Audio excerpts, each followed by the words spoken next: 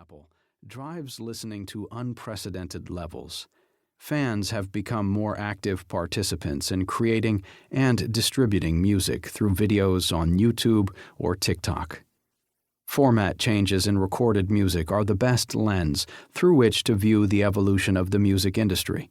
That's because changes in formats have pervasive effects on the rest of the industry. Every time the format changes, the foundations of the music business shake.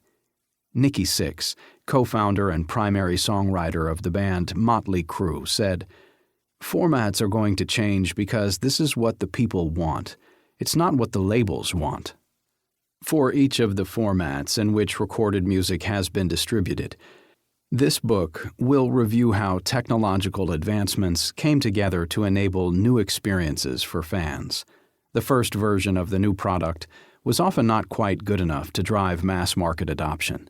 In today's terminology, that first release represented a minimum viable product, or MVP, that is, a version of the product that enticed early adopters with a somewhat compromised and limited feature set that was not quite good enough to attract a mass audience. But those early users provided the feedback that helped to point the way to the enhancements that broadened the product's appeal.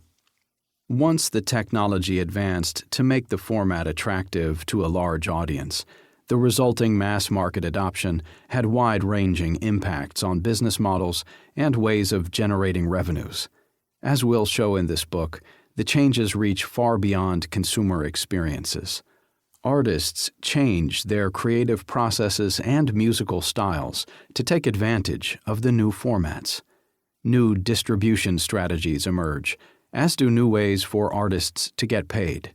Rights administration, rights enforcement, and even copyright law itself may shift to reflect the realities of the new formats. Although technology is constantly evolving, the history of the music industry makes it clear that certain sets of technological elements coalesced at specific times to create the distinct pivot points that we focus on. And as we will show, most of the important developments in the industry, from artists' creative processes through the ways in which people enjoy music and engage artists, as well as artists' compensation and career trajectories, arise out of these distinct pivot points. Conversely, there have been many technological developments that changed the way music is produced, distributed, and consumed, but haven't risen to the level of the pivot points that we've identified in terms of their impact. Just to name a few, 4-track cassette recorders like the Tascam 124, digital audio workstations such as GarageBand and Pro Tools, minor physical formats such as Laserdisc, Minidisc, and SACD, and the background/foreground music services such as Muzak and DMX.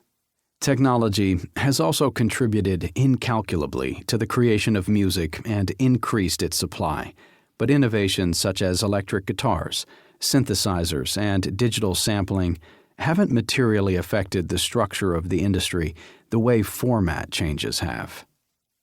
We'll begin by rewinding the clock to the late 19th century, when a group of inventors, led by Thomas Edison, made the recording of the human voice and instruments a reality. Edison's early phonographs, Chapter 2, recorded sound onto tinfoil or some other thin sheet of metal. These recordings degraded significantly with each playing and were not easily duplicated. His early machines were simply novelties.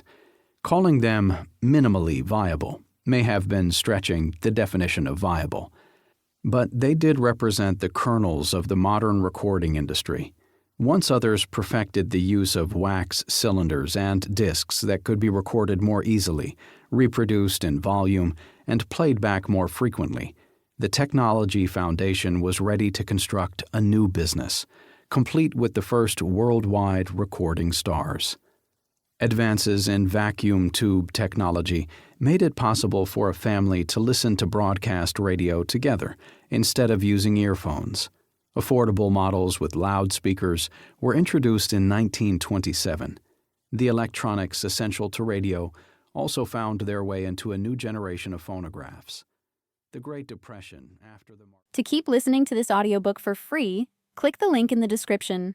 It will take you to a free Audible trial where you can listen to this and many other books for free for 30 days.